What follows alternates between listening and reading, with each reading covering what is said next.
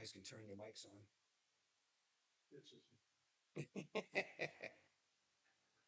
Good evening, everyone, and welcome to the April 22nd, 2025 Alton Board of Selectmen meeting. Can everybody rise for the Pledge of Allegiance and moment of silence?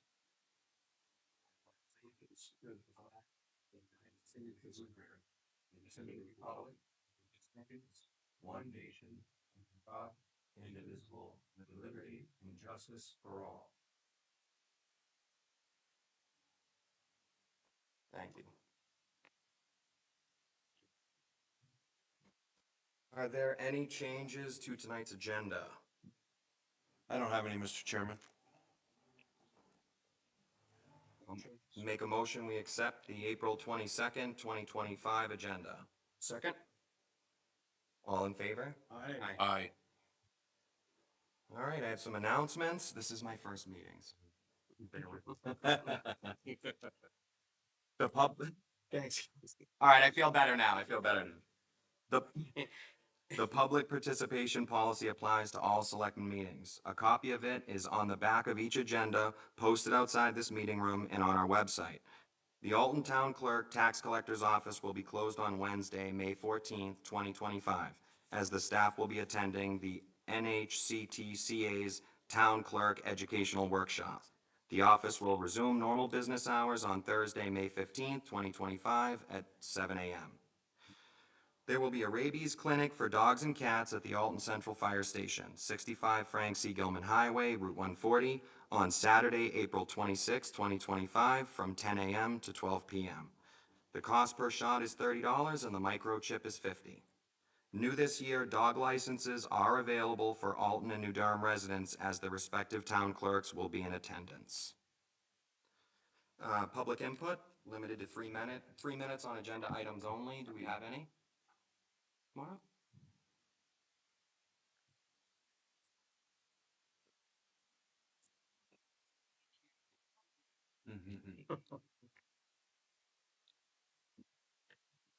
My name is Joan Blackwood. I'm here for the Alton Swap Shop, and I know you're going to discuss what's allowed at the swap shop. So I thought I'd show you just a few of the organizational things I've done. One of them is to categorize different things so that people know where to put their stuff. Okay, for instance, kids, okay?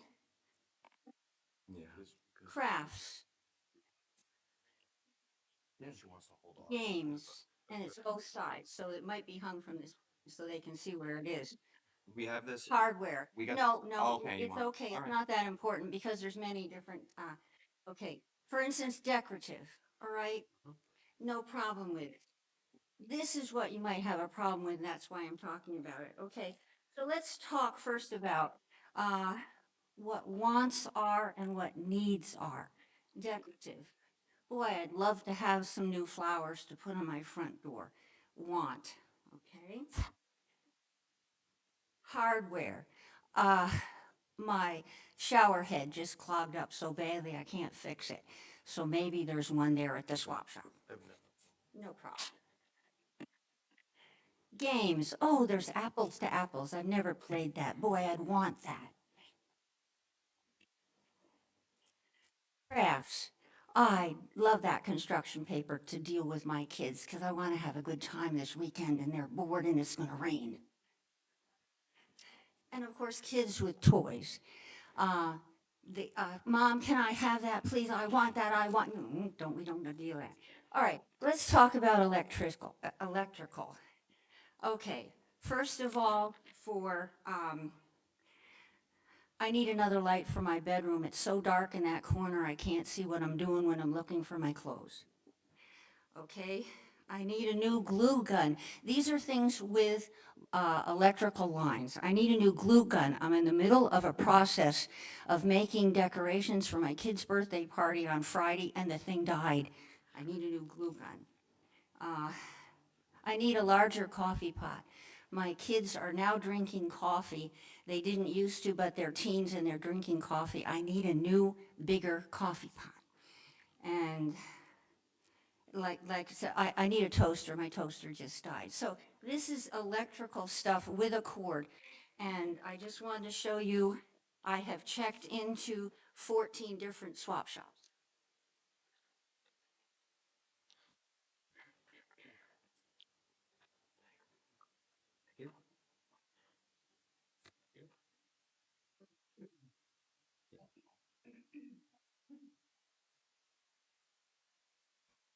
All of them check out the thing incoming electrical. 10 of the 14 got back to me, or I looked online to see if they would accept electrical. They all do, as long as it's looked at. But they also have disclaimers. This is going to be our disclaimer. It's at the bottom of your poster there, and this is, I'm just showing it up so the camera can see it. And this, there was only one, Sanverton, and I put it in there. I wanted you to know I've checked everything. 3 of them never responded, and I couldn't get the information because it was, it was time when they weren't in there. But all of them, in fact, Meredith accepts every single thing that people bring in. And, it's just, We got your 3 no, we're minutes not here. doing that. No, we're not doing that. So, anyway, No, the 3 minutes, the 3 minutes are. Yeah, I'm just telling you, We're gonna be covering a you lot can of keep this. talking about it. We'll be discussing. We'll Yeah, discuss there it. will be, it is an agenda item, so We'll be discussing. I was listening. I was listening. It was not. You were going for it. Oh yeah.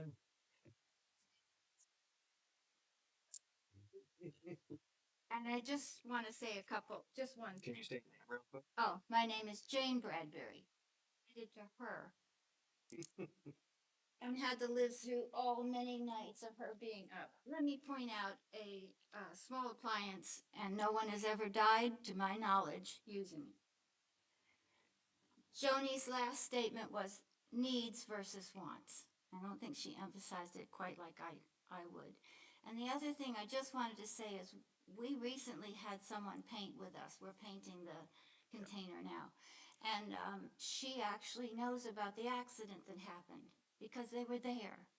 And I never met anybody who knew about it. It was, we thought someone fell on something on the floor. There was nothing on the floor. They checked afterwards. She was carrying a box with glass in it, and she couldn't see her feet, and she apparently fell over her feet. Not that she didn't have a terrible broken leg, but she didn't fall on anything, and it had nothing to do with a cord. The other thing I'd like to say is that Primex probably insures every one of those swap shops that allow electrical. That's it. Thank you. Thank you. Thank you. Anybody else? All right, moving on to appointments. We have. Mr. Chairman, the appointment for Bonnie was withdrawn because the Snowmobile Club withdrew their request to use the easement.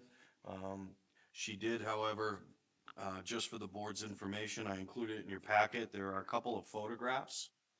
And those photographs were just presented to familiarize the board with what the actual space looks like, should there be a future request.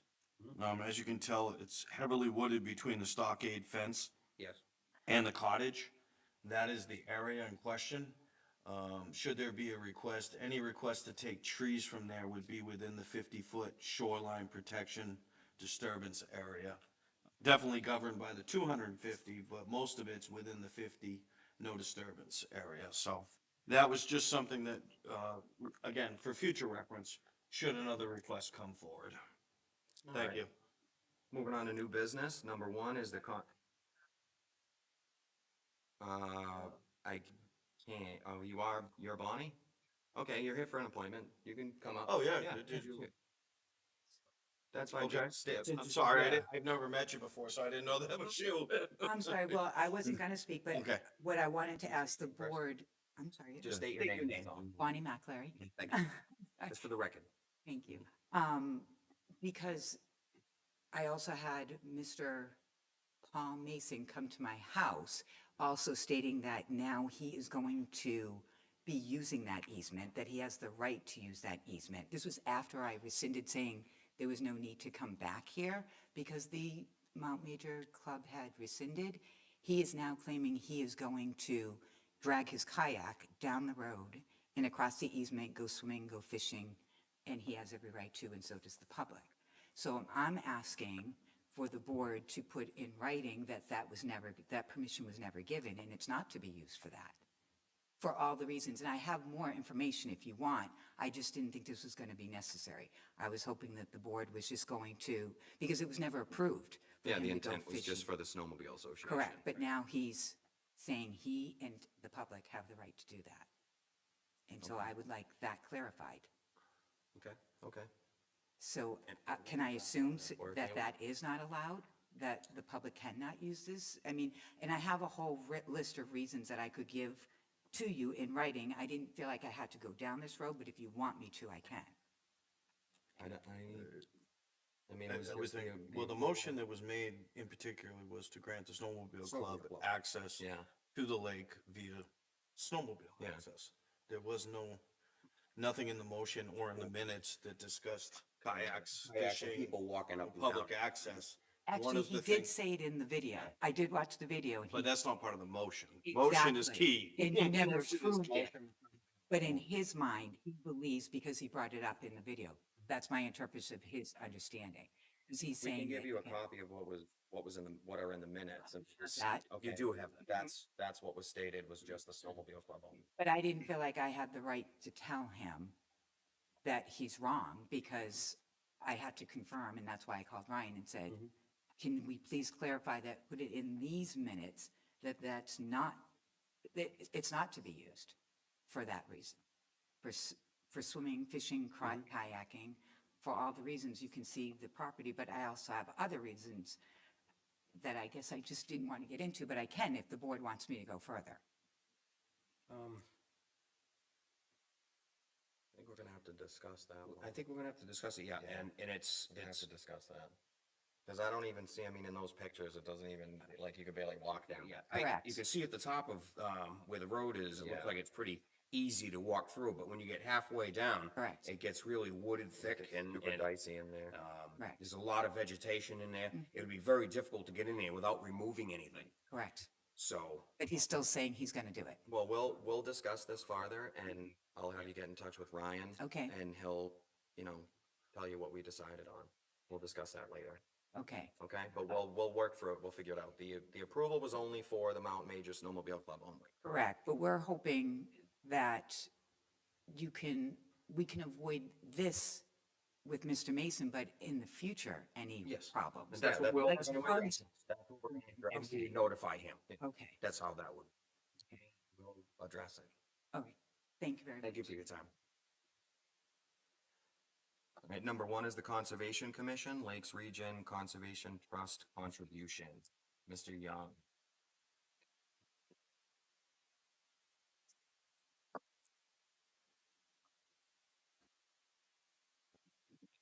Evening, gentlemen. Good evening. How are you? Congratulations, Mr. Chairman. Thank you. You think? So far. I did give Mr. Heath some information on what I've come to you to speak about this evening. And probably the best thing is just to answer questions and what you might have. What we have in mind is to donate $10,000 towards the acquisition costs that will be incurred in transferring this piece of property from Mr. Gould through the Audubon Society to Lakes Region Conservation Trust.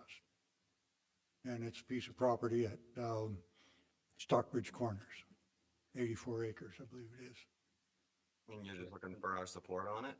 For it? Well, the way this thing works is the money will be coming from the Conservation Fund. The Conservation Commission has voted to provide the $10,000. The RSA's call for us to come to you, let you know what we're thinking about, hopefully get your approval. And then we have to have a public hearing, and then we make a final decision on whether or not to make the contribution. So I'm sorry. Oh, you're fine, go ahead. You're looking for the approval of $10,000 to come out of your, capital reserve. Yes, sir, out of our But conservation fund. is that all it is, or is it 22,000? No, the $22,000 is the estimated budget that Lakes Region Conservation Commission thinks it's going to cost them to accept this bequest. You can't give anything away anymore without costing somebody some money. And they've come to us and asked us to help defray those acquisition costs, which are surveying, transaction costs, there has to be an appraisal, even though it is a bequest, and legal fees and things like that. And we're offsetting not all, but a major portion of those costs Okay. and leaving the rest of them for others. Gene, do you know, I looked at the estimate for, and it looks like most of the costs are the typical property transfer type costs, but there is a $5,000 allowance for an Audubon consultant, or it says New Hampshire Audubon consultant, $5,000. Do you know what that is? Yes, I do, and that's one of the things that we pushed aside and chose not to fund. Oh, I see. The history of this is where that comes in. William Gould bequeathed this property to the Audubon Society. And then he named Lakes Region Conservation Trust as a secondary recipient if Audubon didn't want it. And then, you can't make this stuff up. The lawyer who was handling the estate died up in Wolfboro. Took the court a couple of years to appoint a new one. The new lawyer immediately transferred the land to Audubon without telling them. They let it ride for a while, and you gentlemen were on the verge of putting a tax lien on the property 2 or 3 years ago, if you remember. And a donor stepped forward and paid almost $3,500 in taxes. Got that taken care of, but since Audubon didn't want the property, then Lakes Region was asked to take it. There's a tentative transfer in place, and this Audubon consultant was hired by Audubon to help with that process, move that along. See, okay. And we feel like that should probably be Audubon's expense or whatever. That's not something we want to get involved with. Don't blame you. Thank you. Now, a few years ago, I actually owned an abutting parcel to this, and lived on Coffin Brook Road. And I had a bit of a run-in with a logger who told me that he had perpetual logging rights to that property. Well, now you were abutting what we call the Stockbridge Forest, which is lots 73 and 74 on the west side of Route 28. This is on the east side of 28, across the road. Okay, And the gentleman you had to run in with was Peter Farrell, and he was right. yes. Okay. I And understand. we're still working on that. So this is a nice chunk of land, nice. It's a nice piece of 83 property. acres. That's a We're lot. particularly happy with it because it has between 2,500 and 3,000 feet of frontage on Coffin Brook. The other side of Coffin Brook is fish and game land plus some set-aside land for the Mallard Road development, which is conserved land. So that conserves Coffin Brook almost from 28 all the way to its mouth. So we're quite pleased to make this donation and make that happen. Are there a lot of wetlands in A there? lot of wetland in there. There is a snowmobile trail that crosses the property, but that's the only trail of any sort that's on the property at this point. We will be taking a close look at it, see if maybe we can find a kayak launch site in the Coffin Brook, but that'll be about the only other thing that will happen there. Any other questions from the board? So does this also abut the gravel pit? No, it's across the road from the gravel pit.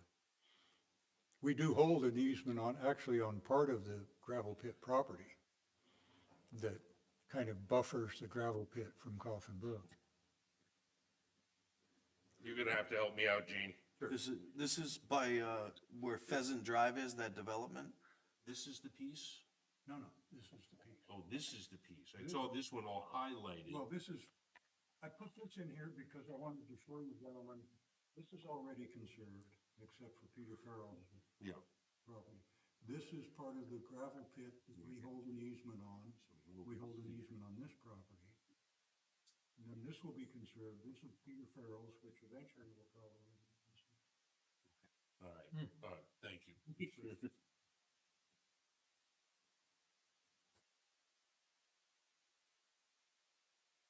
Any other questions, gentlemen?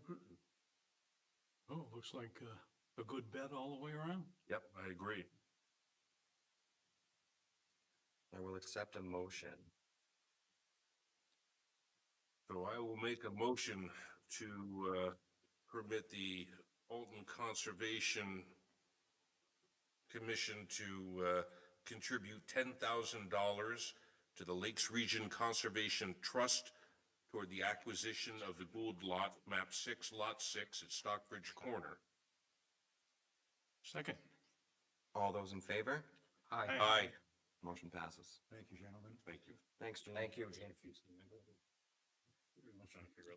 Okay, number 2, New Hampshire Interlocal Trust Membership. Thank you, Mr. Chairman and members of the board. In your packet, you have a letter, formal letter that came in from the Interlocal Trust.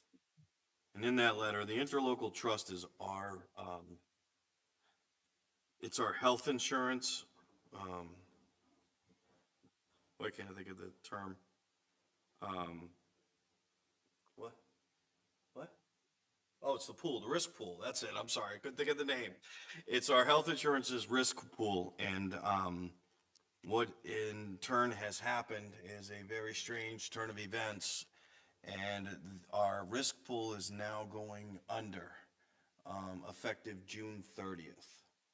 And in this letter, what it says is basically the risk pool is made up of several member communities, towns, cities, municipalities throughout the state. Health Trust is another risk pool. A lot of people are familiar with Health Trust. Well, Interlocal Trust is the one that we use, and we've used for many years.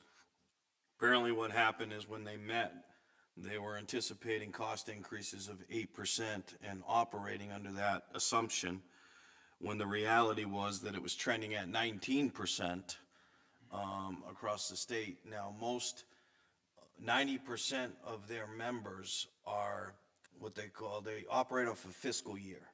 So their budgeting season is now going into July. And when they came out to set the new rates based on the trending, their board recommended a 32% increase. What that does to the risk pool is members were hitting a low of 19% and a high of 64% with their health insurance rates. Immediately what happened is most, if not all of that 90% of the pool withdrew and started shopping. You kind of got to anticipate that you're not going to be able to stomach that kind of an increase. That kind of an increase to us based on our health insurance, our health insurance alone, our budget's like 1.3 million. You add 64% to that, it would be crazy. So my reason, obviously, this is a new development. The executive or the trust administrator had reached out to me via cell phone before the formal letter came and arrived. They have done the best that they can. I mean, their staff and everybody are dissolving. So the staff that we work with, everything else, they are gonna no longer, the whole thing's not gonna exist anymore. So right now they have referred us to a few different brokers or agents to work with. And we have contacted direct. We're currently using Harvard Pilgrim. We are trying to go direct to Harvard Pilgrim and maintain our current rates until we have time to shop. And we do have, like I said, a couple of recommended agents. There are a couple of other groups that have reached out to us because obviously this is a statewide public issue. So there are other group insurance agencies and things like that that have reached out who think that they might be able to help with various communities in the situations. I am supposed to have some numbers coming in. It was originally said 10 days, and that was 2 days ago. So we're anticipating that by the end of next week, we will have some better information on where we're going to be and if we're going to be able to maintain the current rates finishing out our contract with Harvard Pilgrim. If not, we will have to adjust and figure out what the best course of action is for the town. This is obviously something that's catastrophic that nobody could foresee coming. Not one community saw this coming, and neither did, to be honest with you, neither did the staff. I think they were quite frankly surprised. This all transpired in the matter of 2 days, and the staff was unaware until the board came down and made their board came down and made the ruling, or made the decision to dissolve. And apparently they had a meeting with their legal counsel, and that was the recommendation to dissolve it. Okay. So that's where we are right now. We're actively working on it. This is more of an informational conversation for the board and for anybody in the public. I did have a department head meeting this week on Tuesday, or, no, excuse me, last week, Tuesday, and I did disclose all of this to the department heads and, and then so them doing that with the employees, so the employees are aware, they understand what's going on. And that we're working diligently to maintain what we have. And there is a real possibility that we'll be able to maintain our current rates and that they will be honored, given the circumstances. But we will have to, it's gonna put us in a negotiating period come January. It will be another issue come budgeting season, so, Yeah, we'll have to address that when it comes. Always something. Yep. So, Ryan, when we were looking at these rates this past year, I mean, this was by far the best deal out there, and the next one was twice that. yes. And again, it was based on risk pool rates. We're trying to shop in a different, we're trying to go factory or market direct, to see what we can do and what we might be able to achieve that way too, and see whether or not. But yeah, I mean, in comparison to Health Trust at the time, Health Trust was averaging, 21% or more a year in increases. And that's what we were facing for many years. We had Health Trust for many, many years. And then over the last 2 years, I think it was 2, maybe 3 years was when we made the swap to NHIT, the interlocal trust. And we got better rates through Highway Pilgrim because before we had Anthem. So now we're back to shopping some of the same companies. I did get some rough numbers in from School Care today, but they weren't very appetizing. They were all right. They had actually said that they could maintain our rates through the first of the year. Okay. What they were, but there was automatically going to be a 9%, gonna say, what's the jump? a 19% increase. January 1. So we're hoping not to get hit with an automatic 19%. So, Yeah. And that would be using an agent, right? Not going direct through Harvard Pilgrim like you were talking about? well, even going direct without a risk pool and a group. Even if we use an agent, would still be going direct to them. Okay. So, Right, well, but I really hope to, the object is by next meeting that I'll have, Direction various you're going. numbers and You're running. different companies and things for us to start talking about and looking at. And hopefully, if everything works out, I'll be able to come to your next meeting and say, we secured our rates until January 1. yeah, let's hope that. And then, got a contract ready to go. here's where we're going, here's where we're That gonna would be shop nice. from here. Thanks for bringing it to our Yeah. attention. Yep. So, unless you got any other questions, that's my update for now. No, okay. I'll be looking forward to hearing what you have to say next. Yeah, we'll see what you got. Number 3 is the fire department ambulance billing. Chief, come on down. Good evening, Mr. Chairman, members of the board. Looking for approval to write off the most recent archived balances we have from ambulance billing. Currently 2 accounts, one for $2,290, the other one's for $29,341.23, for a total of $31,631.23. Questions? I know These are individual services that added up to that amount. basically, yeah. So over the course of the time through Comstars, which is our ambulance billing company, they go through their process to collect the ambulance revenue through the billing process. And then once they exhaust their attempts, it goes to FFR, First Financial Resources, which is a subsidy of Comstar. But basically, it's a collections agency. They go through their process, and then every so often, they give us, hey, this stuff has been uncollected for a period of time. Typically, I see over 18 months. So it's considered bad debt on the book, so it's a cleaner way to not make a inflated look, like we have an extra 31,000, sitting in town coffers when we don't, so. I know, Made all the attempts to get that. yeah, so they've gone through every attempt, through Comstar, the initial, it's every 30 days, for 4 attempts. And it gets a little tricky, resident versus non-resident, so after the 4th attempt for non-resident, it gets forwarded to me, monthly, send it to collections. Current ambulance policy, billing policy for residents is, we request a donation, and then it gets written off monthly. But this is primarily everything that typically is a non-resident, unpaid ambulance bill. So the majority of these are non-paid non-residents. Correct. The 2024 amount, the 29,000, had that accumulated interest and accumulated, or was that the original amount?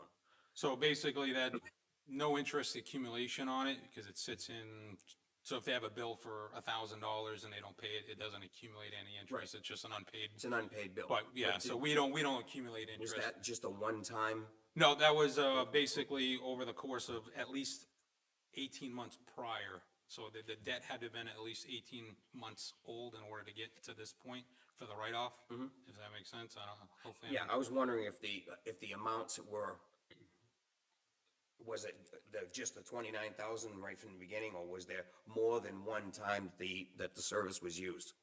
Or was that just one amount for one? One run, In one run? So that's accumulation of multiple patients. So one run, it could be a patient who called the ambulance multiple times and haven't paid the bill. So this is an accumulation of. Accumulation of that, that's what I was getting at. Correct, yes, so One multiple individual, patients, multiple multiple runs calls, right? over that period of time, correct.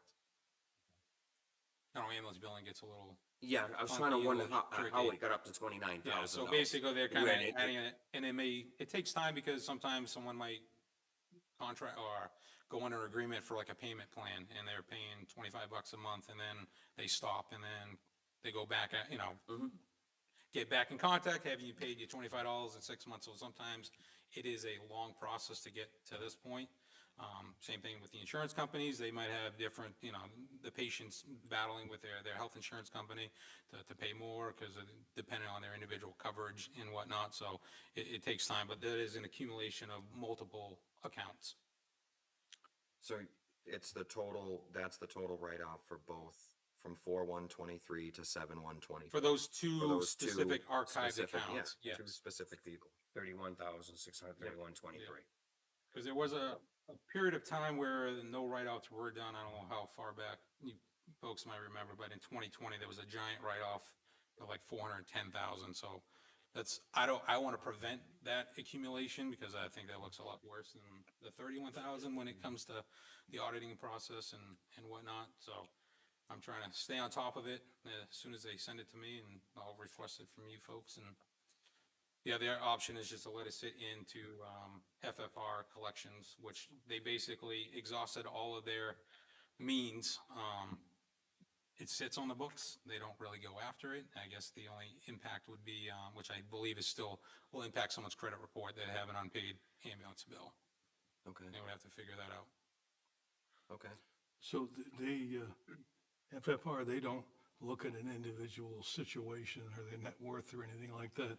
They just send bills, and if they don't pay, Correct. So patient A is the same as patient B. They can work out payment plans with them, but it's not up to FFR to determine, say, if someone was in need, they could file a hardship application with the town.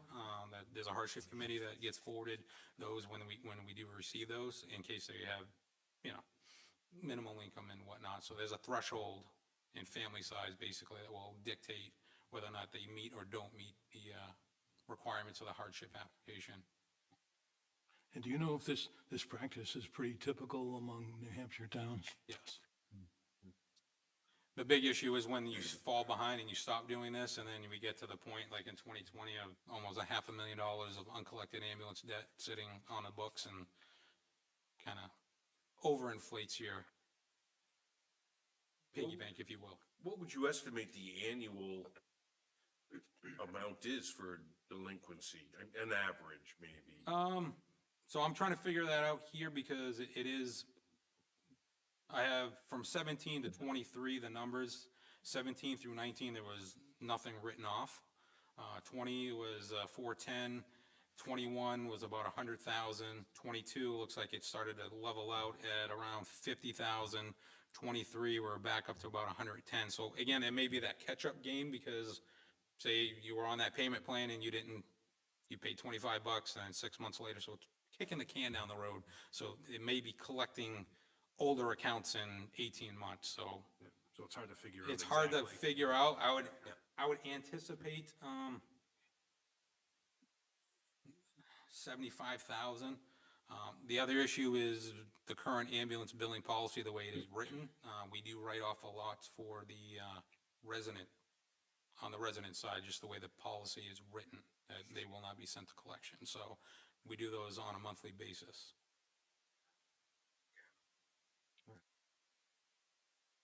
Any other questions? I don't think so.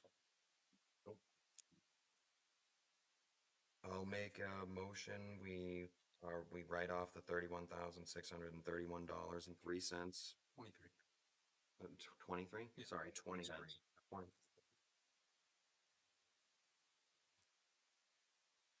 Second. I'll see it.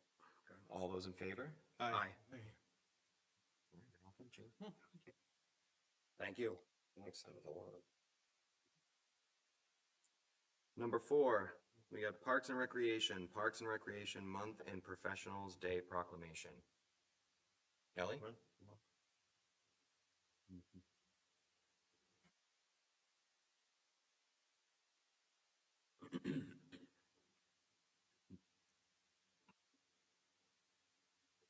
Evening. Hey, Good Kelly. evening, Kelly. So we had sent a memo that was from the Friends of Parks and Recreation and the Parks and Recreation Commission. And they were interested in promoting the benefits of Parks and Recreation and the services that are provided to the community. And wanted to recommend that July be Parks and Recreation Month and Parks and Recreation Professionals Day, July 18th. So there's 2 sample proclamations that were given for your consideration. These don't cost us anything. They do not. And there's a free press kit that was given from the National Parks and Recreation Association, so we would use that for free for promoting. And also, we would have events in July that we would promote specifically for, The 18th. well, for July 18th is the professional day, but for the month of July, we would have different events, cultural, natural, physical activities, just promoting those items. And just to clarify, and Kelly, correct me if I'm wrong, and based on my communications with Kelly, I think right now what she's looking for from the board is if the board's in support of moving forward with these proclamations. I believe that we're going to formalize them on letterhead and read them at the end of June, because the month would be for July. For July. And, Okay. and along with Professional Day too. Yes. Just to clarify. Yes, thank you. We're not reading them tonight. So we had provided sample proclamations for your consideration and approval that would be written and then presented to the Friends of Parks and Recreation and the Parks and Recreation Commission, and in recognition of July is Park and Recreation Month. Okay. All right. And it would be a celebration and something to be happy about. It doesn't cost us any. Exactly. Any other questions from the board? No? Nope. All right, so if I do this right, if we approve these 2, I have to read the second one, correct? No. This the one, clerk. that's the clerk. That's our fault. Okay. Yeah, All right, no, we're good. No, it's the one in front here in this one. I think really all they're looking for tonight is the board's approval or support, consensus of support, and I will draft them up. Yeah. Formally for July. So if the board, if you wanna poll What's the the board. consensus, guys? So, I'm, move forward. Move forward? Go ahead and move forward. Good to go. And we'll look at what you got. Okay, thank you. Wonderful. Thank you. So I'll work with you to If you have final, any questions. Okay. I'll work with you to finalize it and we'll get it up here. Thank you, first. Kelly. Thanks, Kelly. Oh, Kelly, don't go too far. Yes. Next one's Old Home Week. It's Old Home Week is up next. Yes, sure. Thank you. All right, so I had, Mr. Chairman, members of the board, I had asked, that we have a home week, discussion tonight because, obviously there's some concerns that have come up on a couple different levels and we'd like to get the board's, consensus on how to proceed. So from my end, first and foremost, one of the issues is we do not currently have a committee. Nobody has volunteered for the home week committee. We have no committee members, other than a selectman's rep and, Right. and the Parks And and I've been in Rec, right? contact with Kelly on that. Yes, so where we're at right now is, I really need to find out from the board whether or not to proceed with a fireworks demonstration. And I'll explain to you why. We currently had 13,000 roughly. I'll give you the exact amount, that's why I brought my budget with me today.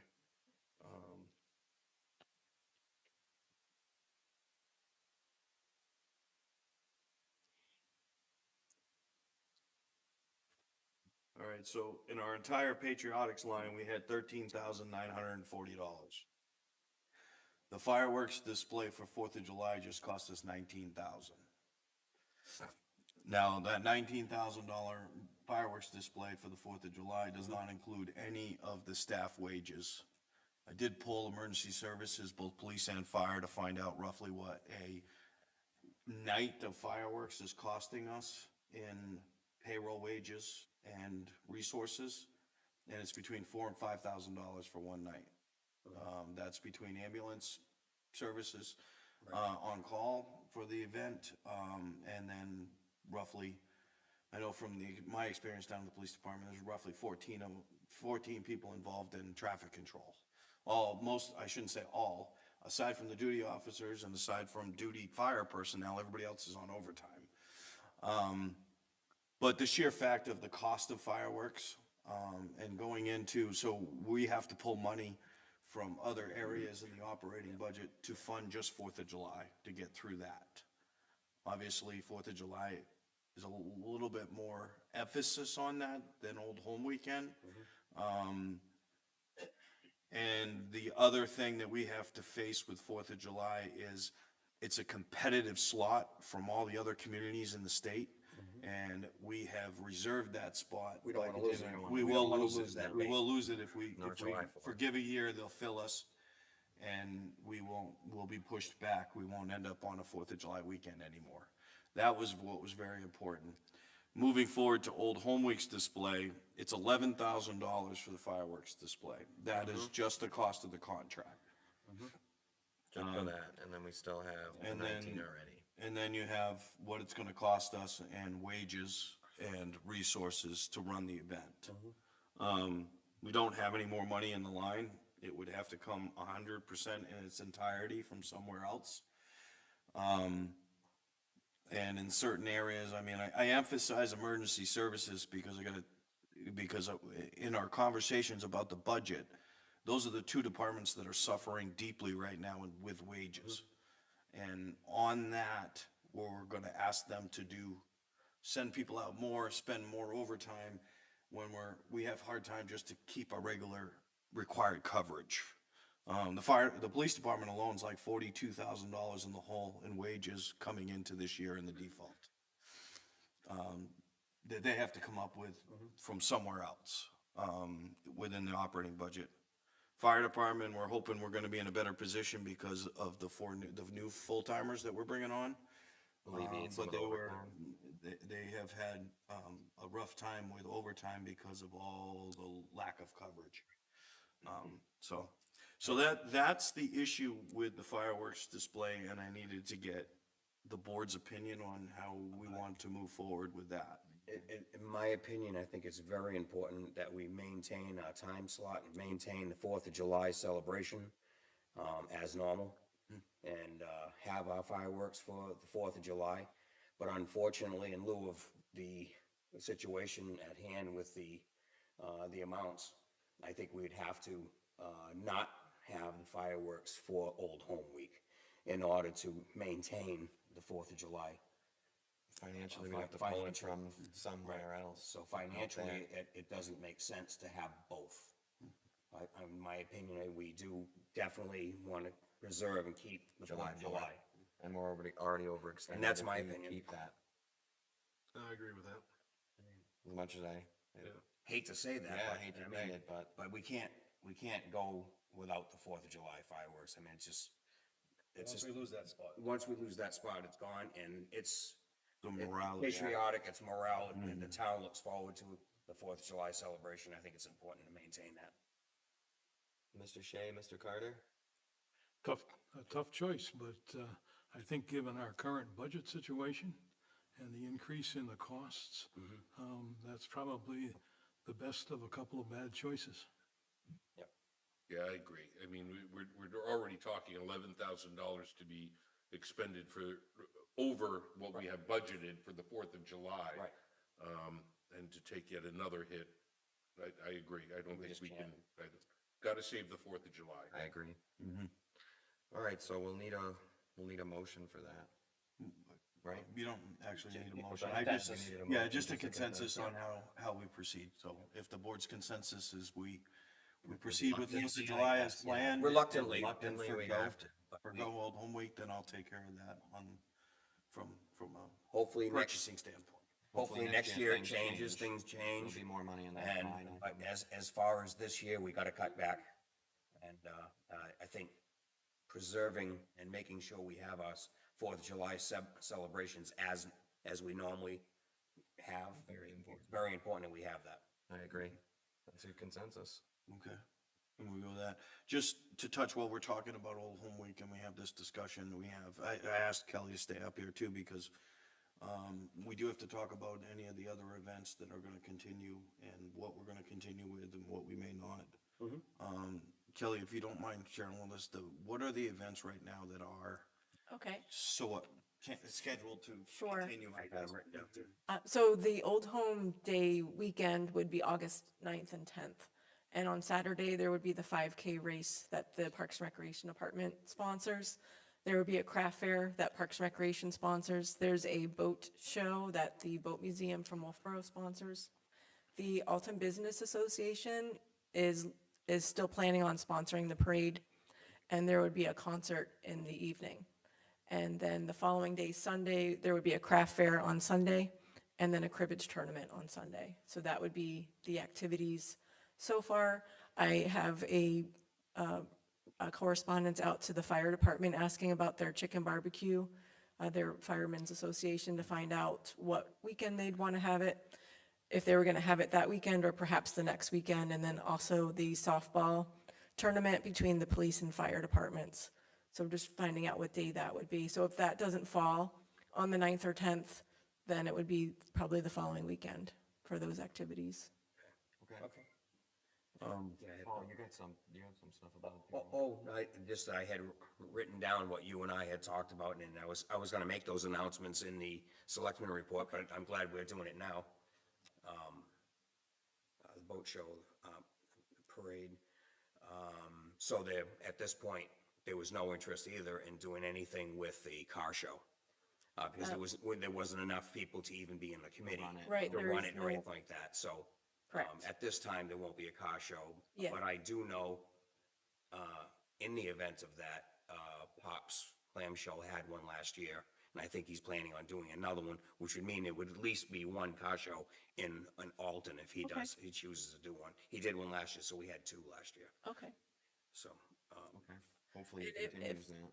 If there's any organization that has an event on the 9th or 10th and they can send that information to Parks and Recreation by Memorial Day, we'll be happy to include that in the flyer. So we'll promote those activities for that weekend. The 5K race, again, the expenses or anything, can you go over a little bit of the expenses of everything for the 5K and what you need? And from then the how you're town? covering that?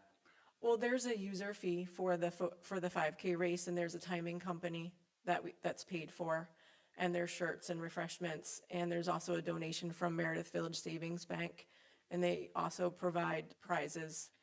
And so those user fees that people pay will cover those expenses. Typically, the town breaks even for that, and that's all through the Recreation Revolving Fund.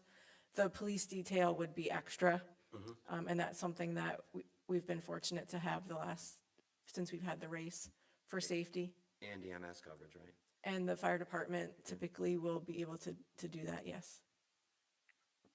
Maybe we might be able to, so the 5K, I think, and just going over with this, I think out of the events that are still going right now, and I just wanted to clarify on any other organization that brings an event forward, we're happy to include that as long as the event that they're proposing doesn't draw on more staff and services that we're gonna have to pay wages for from the town.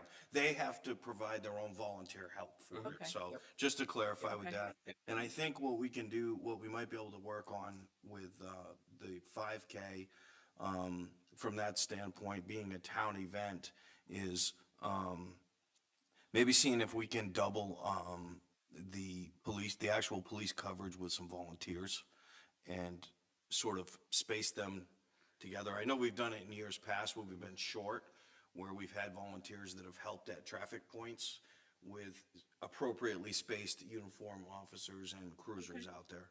And it's not, they don't pay, just to clarify, they're not paying any detail, right? It's just regular wages or overtime, that, of course, the town absorbs through the operating budget. Right. But I think we can maybe work on trying to figure out how to minimize that a little bit. Sure. And still hold the event and keep it going, so. Okay. Well, I'll work with you on that, see Okay. if we can, and we'll get Todd involved in it. Okay. And the fire chief, and see how we might be able to minimize that. We did, in talking to the chiefs today, of both police and fire, about, the fireworks and what things are costing, they did express that the 5K is the least of a burden on the services versus like the big fireworks display and things like that, so. All right. Okay. Great. Thank you. Thank you. Thank you for the Thank you input. very much. Thank you, appreciate it. Thanks, Kelly. All right, no more new business. We'll go on to old business. Number one, the town clerk 55th annual Professional Municipal Clerks Week proclamation. Mr. Chairman, Jen had asked me to bring this forth again this year. This is something that the town recognizes annually, and we have for quite some time. And that's why it's under old business and not new business. But what she's looking for is if the board is in agreeance to support the Professional Municipal Clerks Week, which is May 4th through the 10th. If the board is in agreeance to it, this is a formal proclamation. And she asks that the board, if the board approves it again this year and reads the proclamation, because it actually is, we don't have another meeting before May 4th. May 4th, right. We supported it last year, right? We have several years in a row. Yes. Do we need a vote on it? Or a general consensus? Oh, if the consensus of the board is in support of it again, Yeah. then we can go ahead and read the proclamation. Gentlemen down at that end? I'm fine with it. 100%. Support it. All right, I'll read it. The proclamation, 55th Annual Professional Municipal Clerks Week, May 4th to 10th, 2025. This was a long one. Whereas the office of the professional municipal clerk, a time-honored and vital part of local government, exists throughout the world, and whereas the office of the professional municipal clerk is the oldest among public servants, and whereas the office of the professional municipal clerk provides the professional link between the citizens, the local governing bodies, and agencies of the government at other levels. And whereas professional municipal clerks have pledged to be ever mindful of their neutrality and impartially rendering equal service to all. And whereas the professional municipal clerk services as the information center on functions of local government and community. And whereas professional municipal clerks continually strive to improve the administration of the affairs of the office of the professional municipal clerk through participation in educational programs, seminars, workshops, and the annual meetings of their state, provincial, county, and international professional organizations. Whew, that was a long run-on sentence. Now, therefore, we, Alton, New Hampshire Select Board, together with our residents, in recognition of this event, do hereby proclaim the week of May 4th to the 10th, 2025, as National Municipal Clerks Week in the town of Alton, and further extend appreciation to our professional municipal clerks and all municipal clerks for the vital services they perform and their exemplary dedication to the communities they represent. In witness thereof, we have here unto our hand and caused the seal of the town of Alton to be affixed this day, what is today? 22nd. 22nd of April, 2025. All right. Well done. We're good. Good job, good Well job. done. All right, we're good there. All right, number 2, the intermunicipal agreement. Ryan. Okay, thank you, Mr. Chairman. So what this is, in your binder is a copy of the intermunicipal agreement for household hazardous waste with Wolfboro. We had talked about this in length last meeting, and the board had voted to move forward with Lakes Region Yes. Planning Commission. Like, she's having a hard time remembering these things tonight. Lakes Region Planning Commission, and joining them and joining the Lakes Region Collection for household hazardous waste. What I didn't neglected to do that night is I actually have to have the board make a formal vote to dissolve the to be either in favor or against dissolving the intermunicipal agreement for household hazardous waste product facility. Wolfboro is doing the same. So moved. Has met. And, you know, we're doing this in conjunction with one another. It's not an adversary relationship. It's that we unfortunately lost our key coordinator for the, Right. For the whole program. And Wolfboro is looking to go to Lakes Region, as well, Planning Commission. And what that does to us is it forces us to become a member and do it, and there's really no benefit to doing it jointly. At this point, it's beneficial for us just to sort of hold our own programs and move forward. Wolfboro's doing the same thing, right? Yes, they're looking to do it, but this agreement came with certain clauses, and one of them is that there needs to be at least an 80% vote by the governing board to dissolve the agreement, on the behalf of each municipality, so. And that's us. Okay. Okay. So you need that first. Yeah, so if I can get a motion, go ahead, Paul. I'll make a motion to dissolve the municipal agreement for the household hazardous waste, the Lakes Region Commission for Wolfboro, or Lakes Region Commission, Planning Commission. No, it's the agreement with Wolfboro, I'm sorry. Agreement. Not With Wolfboro. With Yep. Wolfboro. Mhm. I'll second it. All those in favor? Aye. Aye. Thank you, Ryan, do gentlemen. Are there any assets that need to be split up or accounted for? Monies or anything? Yes, the agreement has a breakdown on how we are to split it up. There has always been there's a 70-30 responsibility between the towns, being 70% Wolfboro, because they have a larger, plus they have the facility. We only pay 30% of the cost going in. It's not a 50-50, but that's how we budget it. We have a total budget for the combined program, and then Alton raises 30%, Wolfboro raises 70%. So what they do is there's a breakdown on how we split what is left in the budget.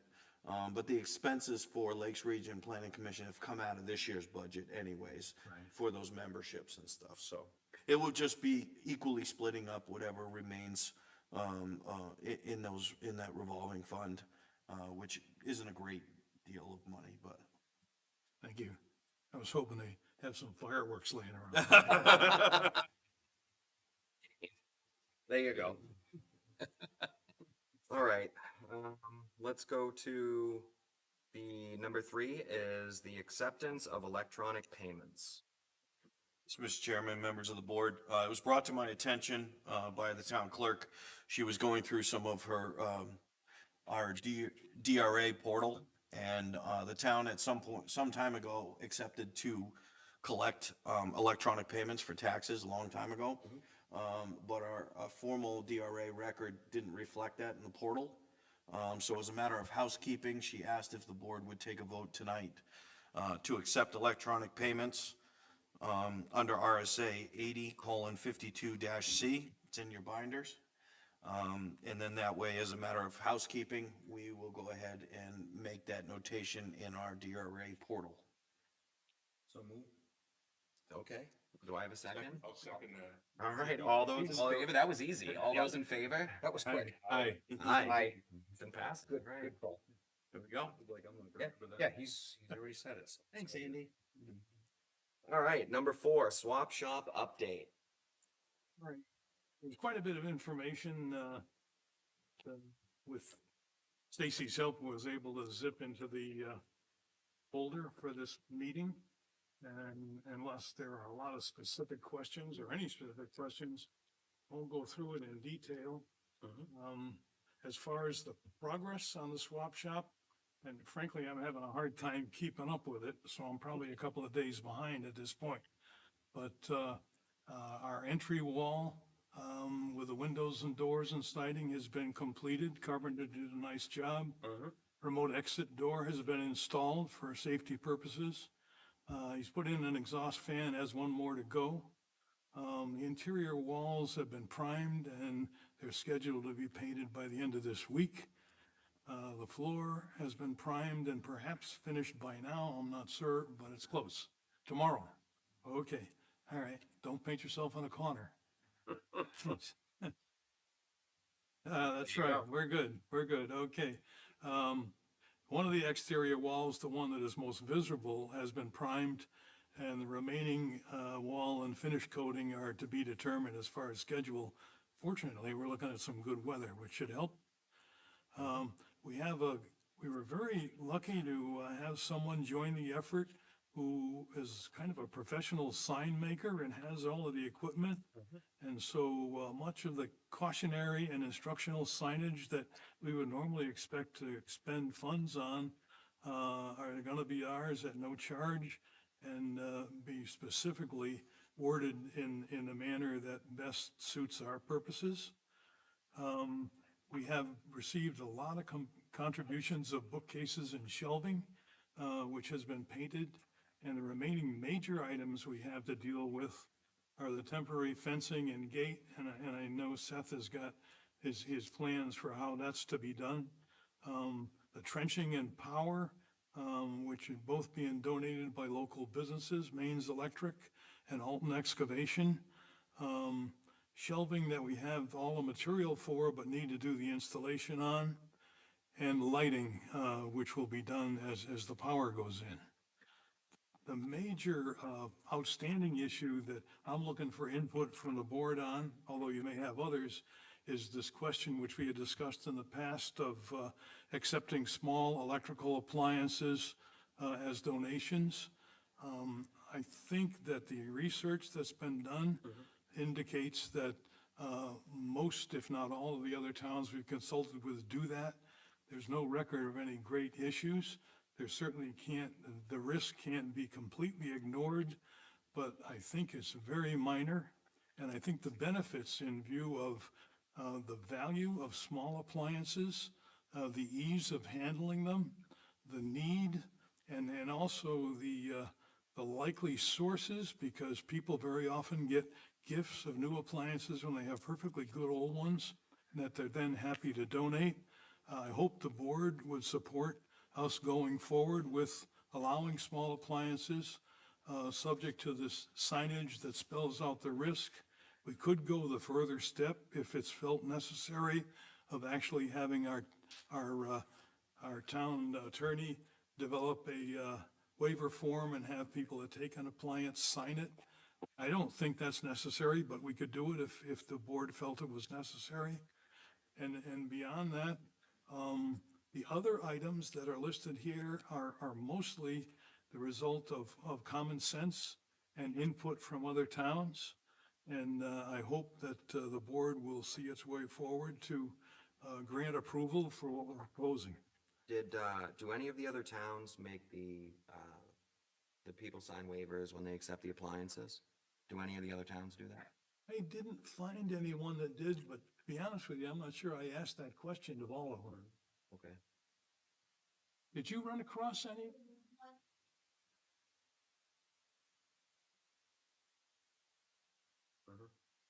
Okay. Okay. Thank you.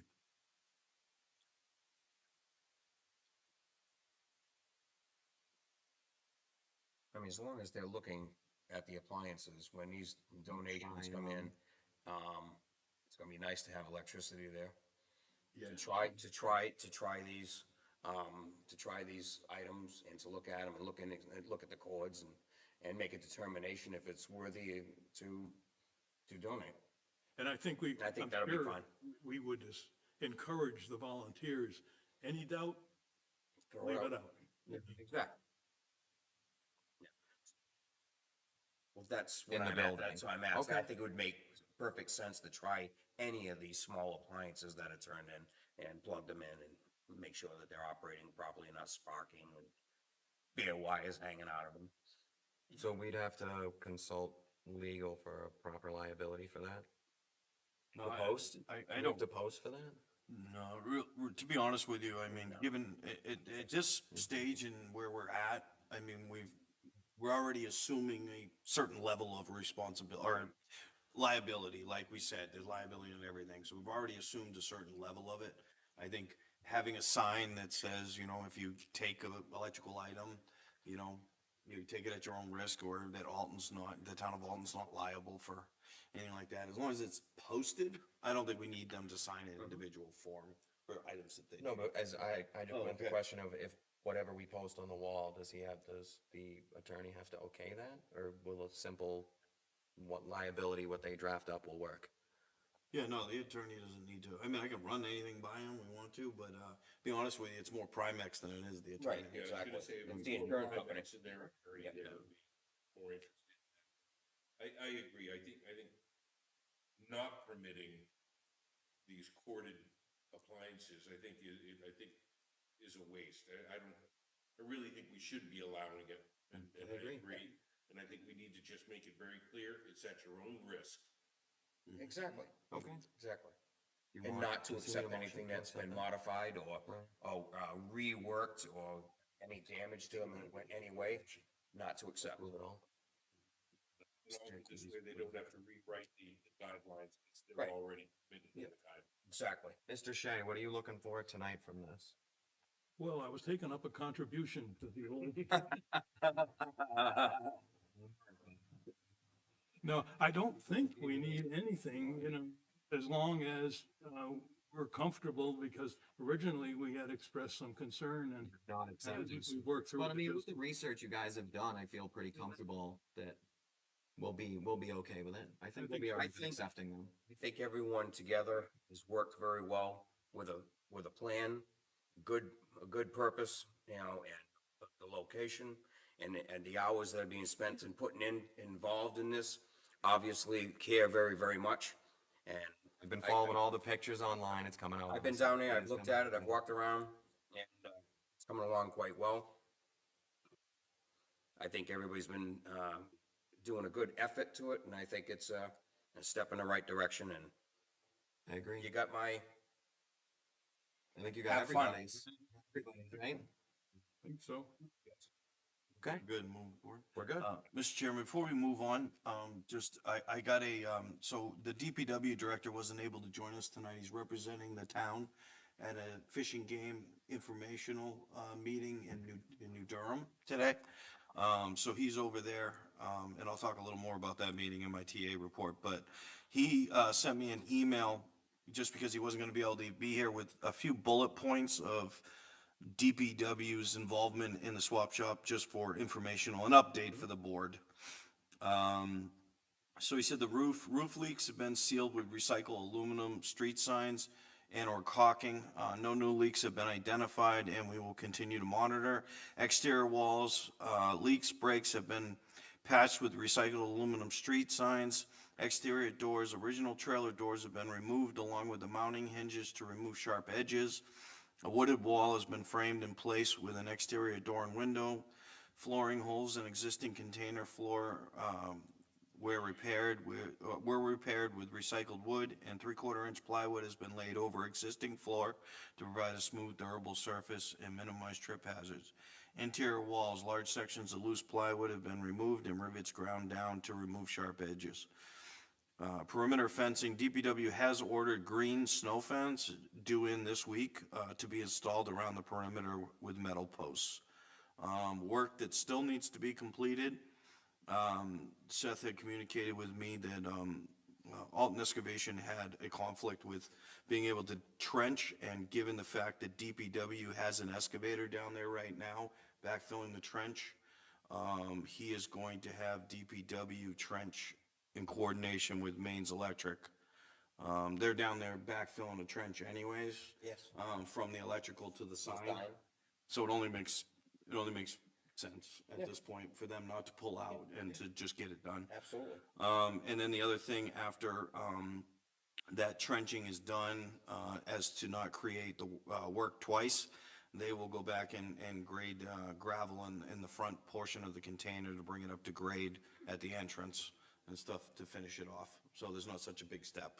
Looks like you guys are looking good over there. Moving right along. Yeah, moving along. Getting there. Thank you, volunteers. You're almost there. We're almost there. All right, selectmen reports. Mr. Carter. Nothing to report. Okay, Mr. Shea. I think we've covered the hazardous waste thing, which is moving along in a direction that's favorable to the town. And milfoil will be getting worked up for this year, but not as yet, although Kelly, we should have done a meeting today outside. Nothing at this point. Mr. LaRochelle. The water bandstand had its, committee had its first meeting for the year on April 9th. Members and volunteers will be going out to clean and evaluate, if anything is needed beyond painting and any small repairs and replacements of the flags. The next, meeting will be June 11th and the cleaning date will be May 17th. The Master Plan Implementation Committee had its first meeting on April 16th, 2025, and had discussions of ordinances and guidance for all departments. And members of the committee will be speaking with the department heads and moving forward with the master plan for the town to keep the implementation of the plan in order to keep things rolling and keep talking and make sure that things are taken in the right direction. And the next meeting will be September 17th. Awesome. That's what I got. Yeah, Mr. Chairman, I just missed one other thing I see my hand scratch notes on. What you got? I was invited to and able to attend a preview in New Durham of this nifty new voter check-in system that they use. What do you think of it? It's extraordinary. I'll tell you, I never saw Jen actually drool, but I think she did. And I mean, the potential for speeding things up, making them more accurate, taking a lot of pressure off the people that check everybody in and giving you a double check on almost everything you do is remarkable. And it looks like the whole thing can be done for $6,000 to $8,000, which right now sounds like a lot of money, and it is, but considering the advantages, certainly going forward, we need to take a long look at that because it's nice. It sounds like Jen's gonna be on it. I'm sure she'll be gathering some information. Yes, oh yeah, she's got a lot of stuff. Okay. All I have is the planning board. We had a good meeting, approved, for conditional approval for the Cherry Valley project. And we had a site walk before that. That's pretty much it from my end. What about you? We have a town administrator report? Oh, Just yeah. a couple things? Just a couple. Actually, I only got three. So in your folders tonight, your blue folder, what you'll see is, this is an update. There's a, authorization letter from the Board of Selectmen for the finance manager, Laura Parker. We had originally, she was originally appointed by the board when we did not have a treasurer or a deputy treasurer. Under statute, they were able to appoint a temporary. So where we're at right now is a new treasurer has been elected. She has been working out great, and she is in the office regularly, getting things situated going in. What we don't have is we do not have a appointed deputy treasurer. So what that is, I did clarify with legal and the town clerk that an elected or a duly appointed deputy both have to be residents. And with that said, right now, until we can find, we haven't found a deputy that's either suitable or even wants to be the deputy. So what that letter does, and the board has the authority to do that, is it just provides the finance manager as a backup signator on the account. The importance of this, we found out the hard way a few years back, is that if the treasurer is unavailable and there's nobody there, we lost access to our accounts and could not pay payroll. That's not a good thing. So that letter, I wanted to bring it up, so when you see it in there, you understand what the letter is and what it's about, and basically she is not the official treasurer, she is not the deputy treasurer, but she is going to be just an emergency backup signator to handle vital town business in the event the treasurer or deputy treasurer is not available. And that's all spelled out in the letter. So unless you have any concerns about that, that will be in your signature folder for after the meeting. All right, thank you. Number two is just an update on the Welcome to Alton sign. This is the topic that will never go away. No, it's moving on. I just wanted to bring it to the board's attention that there is a group in town, that was a petition warrant article. There's a group in town that are still very passionate about making it happen, even at a smaller scale. So they are mounting a fundraising effort. They have opened their own account, shared with me that they're going to put an article in the paper soliciting donations. There will be other efforts throughout town soliciting for donations. And to clarify that, the warrant article did not pass, the town is not funding this. But should they raise enough money and an appropriate sign proposal, they do have the ability to come to the board, ask the board to accept the funds and the proposal, and the board can opt to move forward with the sign if it's fully funded through donations. Without the use of any, taxpayer fund, because the warrant article did not pass. Nope. We do not fund it through that. Very good. So those efforts are underway. In case you hear more about that, that's a group in the community that's I had pushing somebody that. ask me about that to donate to that, so I'll send them. that Yep. way. Yeah, Ruth Arsenal is heading that, and she has a couple of other people that are helping her out with it, and I know that she sat down with Alton Signs recently to go over some options, and I think she has put together sort of a facsimile of what they're looking at so that people can see what direction it's going in. Of course, the board would have the ultimate authority to accept the funds and approve the final design. Seth has made contact with Division 3 to make sure they're still on board with it being in the open area on the traffic circle, which they In are. the same spot. Which they they were will be fine doing. with, yeah, they were okay. Yeah. And then the other thing was, the town clerk let me know that, they're discontinuing, the, paper notices that they send out effective in July. What the paper notices are, like, your advisor warnings that your vehicle registration or your stuff are up. Those notices that we send out are not required at all. It was just something that the town had done as a courtesy. Now, a lot of people do things through email and electronic communication, social media. They get most of their notices, not personal notices, but the issue is they discontinued it because I don't think it really You know, what it came down to is the savings is between $3,000 and $3,500. That's what we spend for those notices. The mailings, right? The mailings, the paper, everything. You know, and that doesn't include toner for the copier and all that. That's just like the mass mailings, the envelopes and all that and stuff, the postage. So, you know, unfortunately, when you start talking about numbers with small budgets, I mean, every department head is managing their own budget. You know, we're looking at the big picture, the entire operating budget. But when you're talking about a department that's operating off of, say, $130,000 for the whole year, it's a little different than if you have 1.2 million or 1.3 million.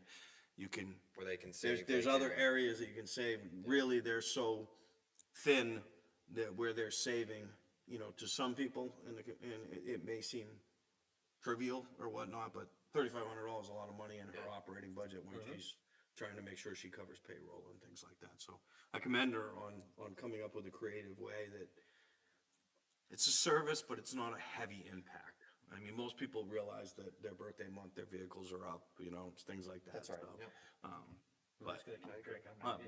But I thought, you know, well, most of us remember that, right? I just thought it was important to bring it up to the board and the public. It has been out publicly, like she's been giving a lot of heads up. It's not gonna go into effect until July. It's already been put out on social media. It's already been put out for the public. But I wanted to make sure the board knew why and what the efforts will actually generate, for savings and things like that, so.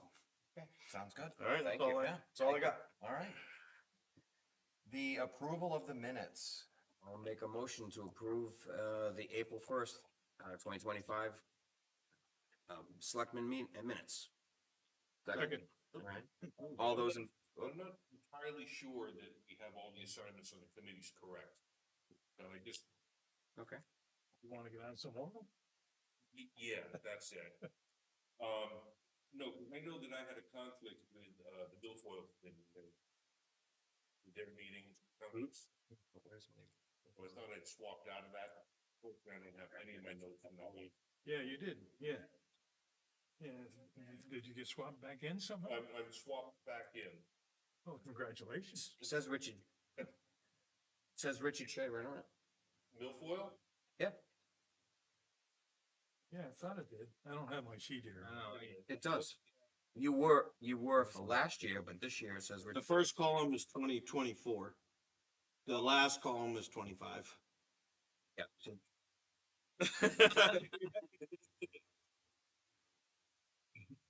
So are these good?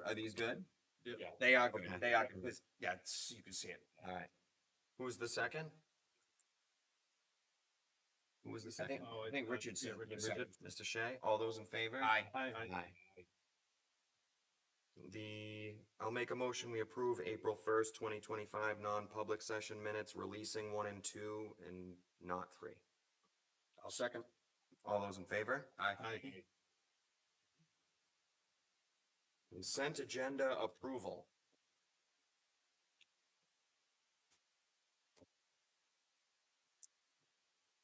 Mr. Chairman, I make a motion to accept the consent agenda for April 22nd, 2025, as written. I will second that. And then all those in favor? Aye. Aye. Aye. All right, discretionary action on requests for appointments. Do we have any of those? We do not have any All report. right. Public input, limited to 5 minutes per person on any government town business. Anybody?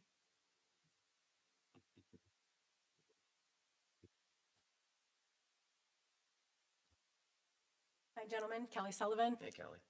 Just wanted to commend the Conservation Commission for obtaining that, for putting in to obtain that property on Coffin Brook or Stockbridge Corner. That's a really solid win for the town, so excellent job there. Old Home Week, Kelly did call for an Old Home Week committee meeting, put it out there to a lot of people, emails out. It was on social media. I did attend that meeting, hopefully just to kind of support, hopefully other people would step up, and kind of fill in. It was myself and the 2 outgoing people that have served on that committee for an extended period of time. So disappointing to see that nobody would step up. And sometimes things have to go away for people to appreciate them, kind of like the swap shop was there, it was, you know, it was the way it was, and people wanted it back, so hopefully it will be appreciated.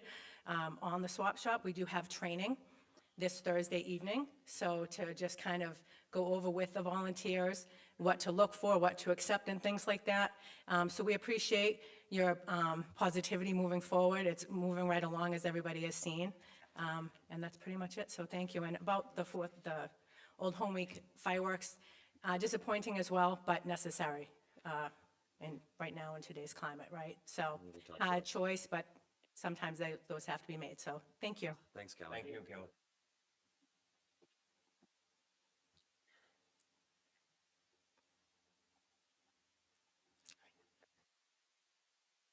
Hi, my name is Carol Divany, and I just wanted to thank you all for supporting Kelly and the proclamation for recognizing July for Parks and Recreation Month and for recognizing their good work too that month as well. I'm pretty passionate about that. My background was in health and physical education, so my volunteering with the Parks and Rec group has been very rewarding, and I know how important it is, especially now as things might not look well with budgets and things like that, that motivating and encouraging, you know, the employees is very important. So I hope you continue to do that and find other ways as well to give your employees a good pat on the back. Thank you. Thank you. Thank you. Anybody else? All right, seeing none, we'll close public input, and we do have non-public tonight. So thank you, everyone. I make a motion to enter into a non-public meeting per RSA 91-A:3, subsection 2, under L. Consideration of legal advice provided by legal counsel, either in writing or orally, to one or more members of the public body, even where legal counsel is not present. Drew Carter, yes. Dick Shetty, yes? Yes. Paul Larshall, yes. Nick, yes. Who was the Nick second did on that one? the motion to go into non-public. I did. Drew did? Okay. Seconded that. Thanks, Drew. Oh. Thank you. Have a good evening. Thank you,